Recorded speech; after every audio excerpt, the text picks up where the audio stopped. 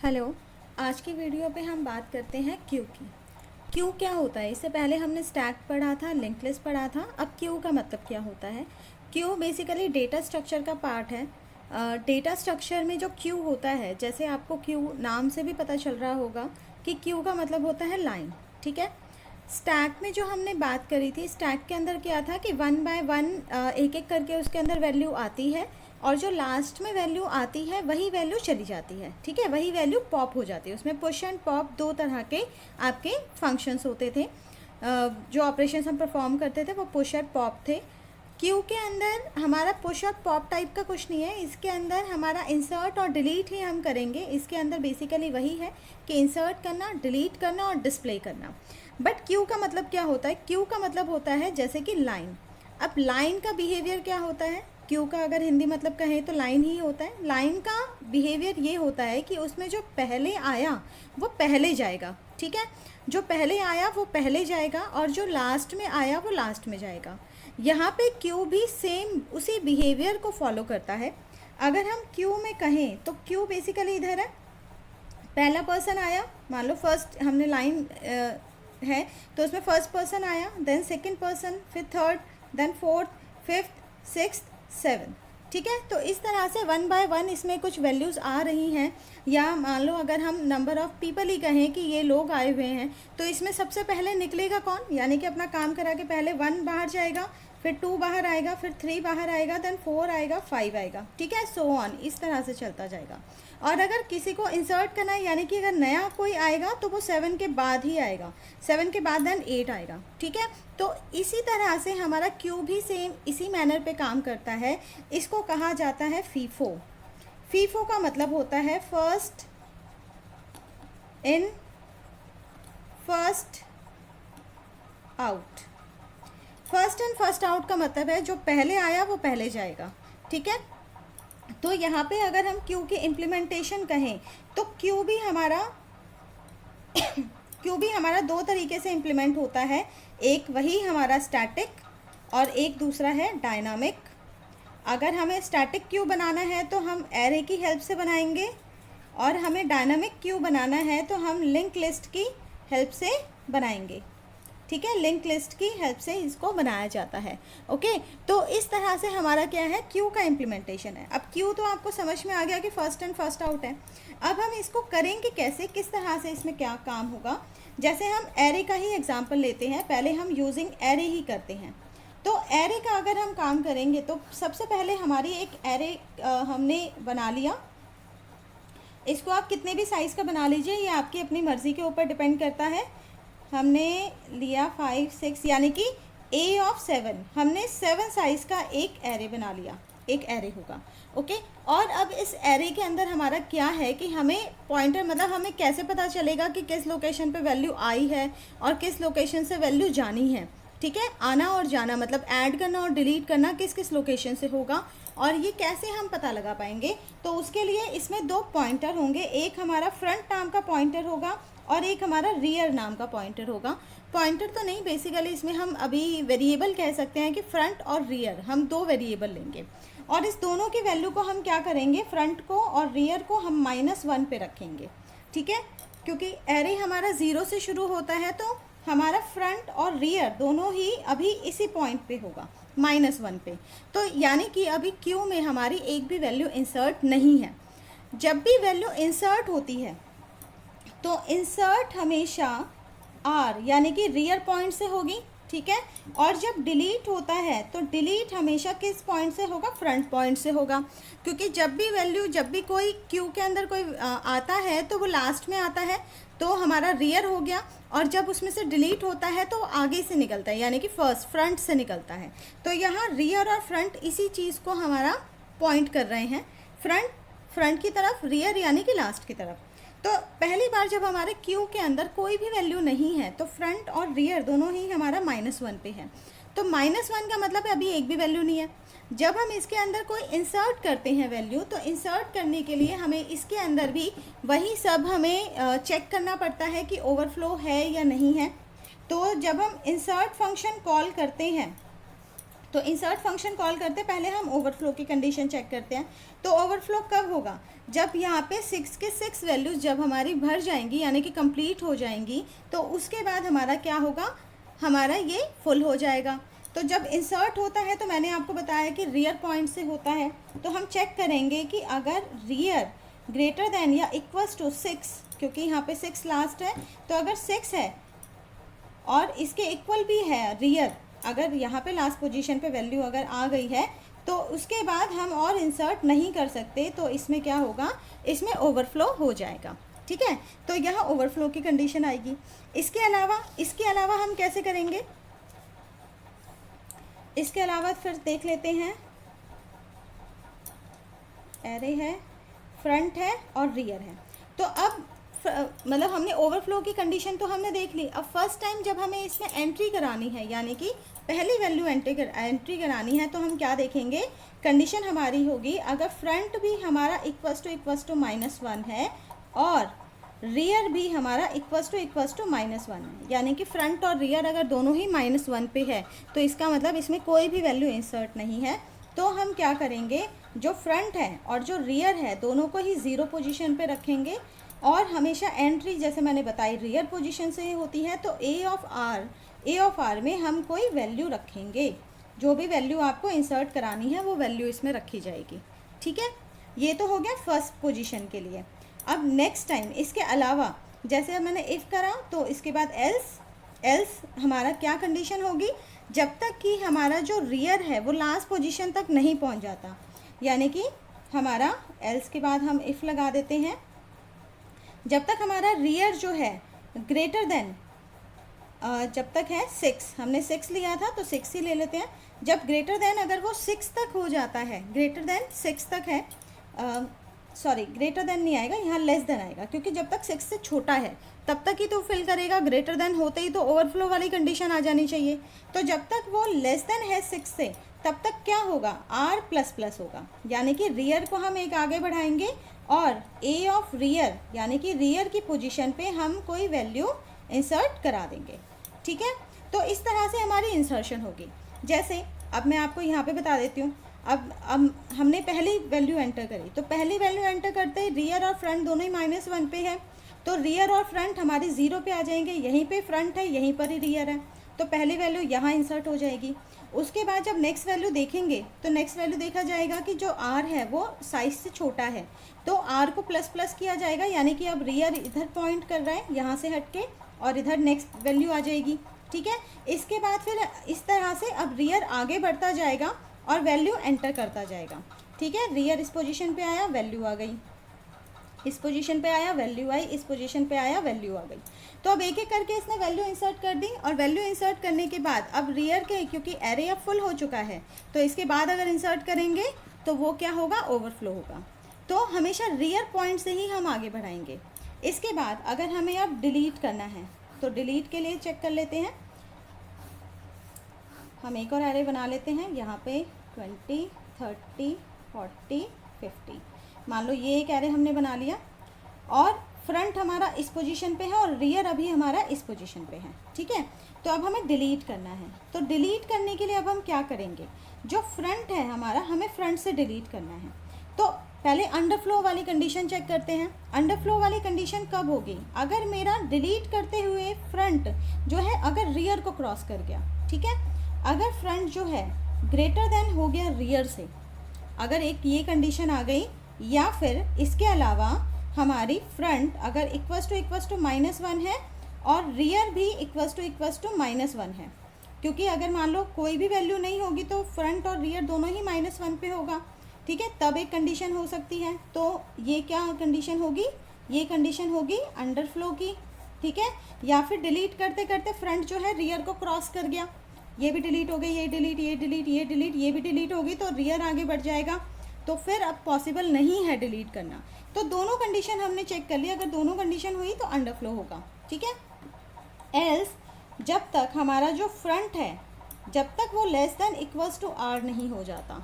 ठीक है, अब इसके बाद मान लो वैल्यू है, अब वैल्यू है फ्रंट जब तक रियर तक नहीं पहुंच जाता, तब तक हम इसको वैल्यू डिलीट कर सकते हैं। ठीक है, तो जब तक ये है तो आप एक वेरिएबल ले लोगे n, और a ऑफ f यानी कि जो f की वैल्यू है वो हम n के अंदर स्टोर करेंगे। जो भी हमारा जैसे पहली वैल्यू है 10, तो 10 हमने n के अंदर स्टोर कर दिया। और अब फ्रंट को भी हम क्या करेंगे, जो फ्रंट है वो भी हम प्लस प्लस करेंगे। तो फ्रंट को प्लस प्लस करने पर यानी कि ये वैल्यू n के अंदर चली गई और फ्रंट हमारा यहाँ पहुँच गया, इसका मतलब ये डिलीट हो गया। ओके, फिर उसके बाद क्या होगा, इसी तरह से हमारा एक एक करके डिलीट करता जाएगा। मान लो अब इसको डिलीट करना है तो ये डिलीट हो गया, फ्रंट आगे पहुंच गया। अब इसको डिलीट करना है, ये डिलीट हो गया, फ्रंट आगे पहुंच गया। ये डिलीट हो गया, फ्रंट यहाँ पहुंच गया। अब फ्रंट और रियर दोनों एक पोजीशन पे हैं, तब भी हम इसको डिलीट कर सकते हैं। अब ये डिलीट हो गया, फ्रंट आगे पहुँच गया, यानी कि वो रियर को क्रॉस कर गया। अब रियर को जैसे ही वो क्रॉस करता है तो अब इसमें आप क्या कर सकते हो, और डिलीट नहीं कर सकते हो। ठीक है, तो ये आपकी कंडीशन होती है फ्रंट और रियर की, जिसमें हमारा वैल्यू इंसर्ट करते हुए और डिलीट करते हुए हमारी ये वाली कंडीशन होगी। ठीक है, अब नेक्स्ट इसमें क्या होता है, इसमें डिस्प्ले होता है। लास्ट जो हमारा फंक्शन हमेशा हम यूज़ करते हैं डिस्प्ले, तो डिस्प्ले इसमें कैसे कराएंगे, बहुत सिंपल है।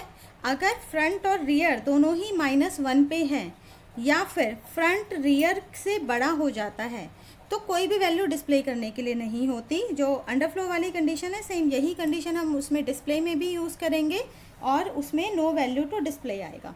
ओके, इसके अलावा क्या करेंगे, इसके अलावा हम एक लूप चलाएंगे और लूप चला के फ्रंट से रियर तक हम यूज़ करेंगे।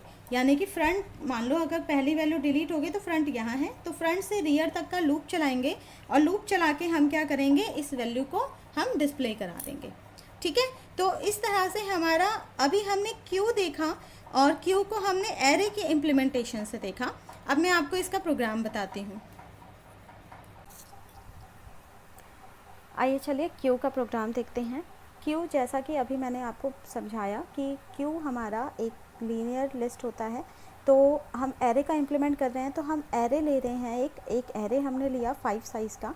इस साइज़ को आप बढ़ा भी सकते हैं अपनी मर्ज़ी से, जितना आपको क्यू के अंदर जितनी वैल्यू चाहिए आप उतना दे सकते हैं। और हमने 2 पॉइंटर लिए, फर्स्ट एक हमारा फ्रंट और एक हमारा रियर। ठीक है, अभी हमारा फ्रंट और रियर दोनों ही हमारी -1 पोजीशन पे हैं।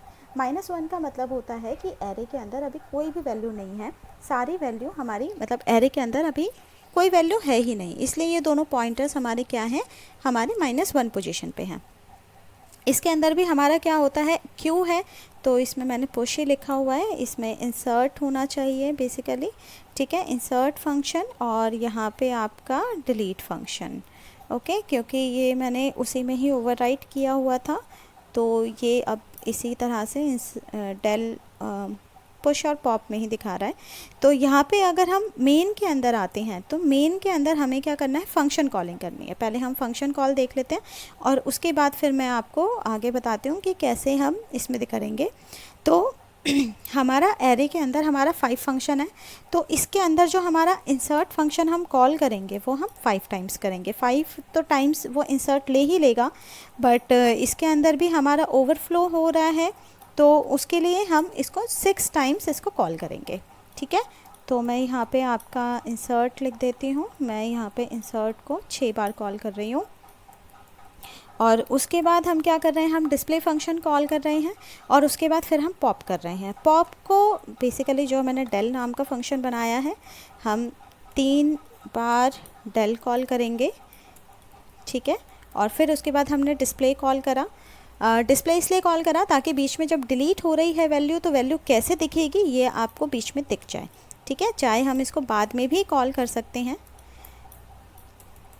चलिए मैं बाद में भी कॉल करके आपको दिखा दूंगी। इसको मैं अभी यहाँ से हटा देती हूँ। ठीक है, डिस्प्ले फंक्शन यहाँ से हट गया। तो पहले हमने सिर्फ इंसर्ट करा, पहले हमने डिस्प्ले कॉल करा, देन इंसर्ट फंक्शन, फिर डिस्प्ले, फिर डेल फंक्शन और फिर डिस्प्ले हम कॉल करेंगे। ओके, तो अब हम स्टार्ट करते हैं इंसर्ट फंक्शन को। तो क्यों, जैसे कि हमारी एक लाइन की तरह होती है, जैसे एक लाइन में हमारी वैल्यू जब इंसर्ट होती है तो हमेशा लास्ट से इंसर्ट होती है और जब निकलती है यानी कि लाइन से जब लोग निकलते हैं तो फर्स्ट से निकलते हैं। तो हम यहाँ पे इंसर्ट करते हुए हमारा रियर का बहुत बड़ा रोल होता है, क्योंकि रियर से ही हम चेक करते हैं कि लास्ट में हमारे कितने जो वैल्यू है वो इंसर्ट हो चुकी है। तो अगर हमारा rear greater than equals to 4 हो गया यानी कि 4 है और उसके बाद भी अगर हम इंसर्ट करने की कोशिश कर रहे हैं तो वो क्या दिखाएगा, वो ओवरफ्लो दिखाएगा। ठीक है, ऑब्वियस सी बात है कि अगर 4 के बाद भी, क्योंकि हमारे एरे जो है वही खुद 5 साइज़ का है यानी कि लास्ट जो उसका इंडेक्स वैल्यू होती है वो 4 होता है, तो ओवरफ्लो कंडीशन दिखाएगा 4 के बाद अगर हम इंसर्ट करने की कोशिश कर रहे हैं तो।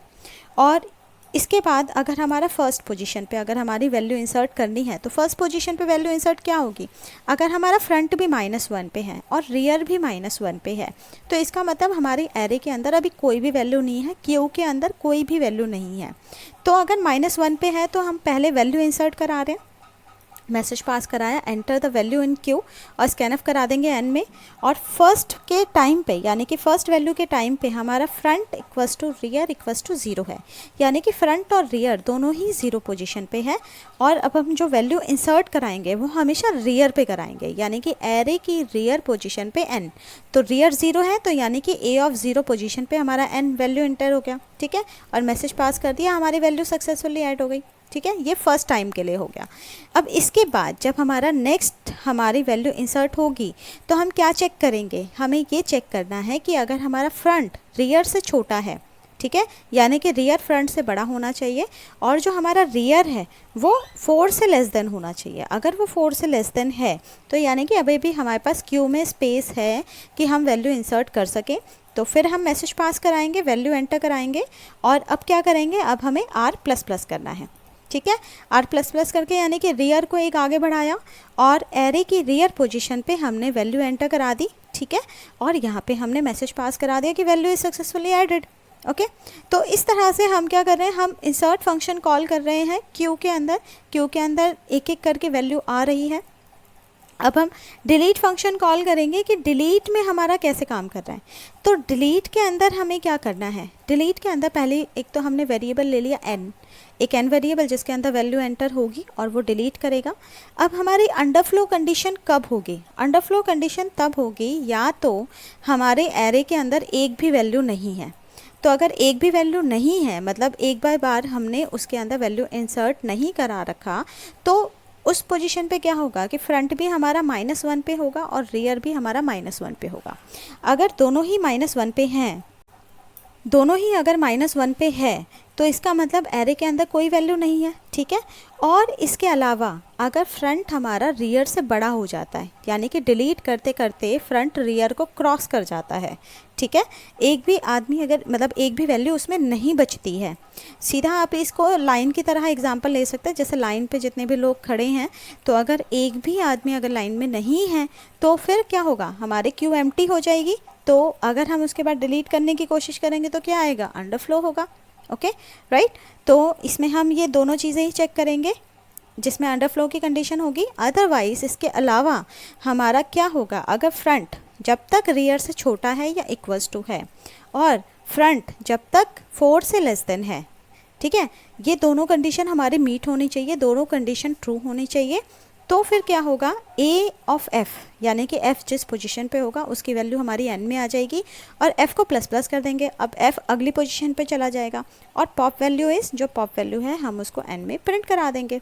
ठीक है, तो इस तरह से हमारा क्या होगा, हमारी वैल्यू डिलीट हो रही है। अब इसके बाद नेक्स्ट हमें डिस्प्ले करना है।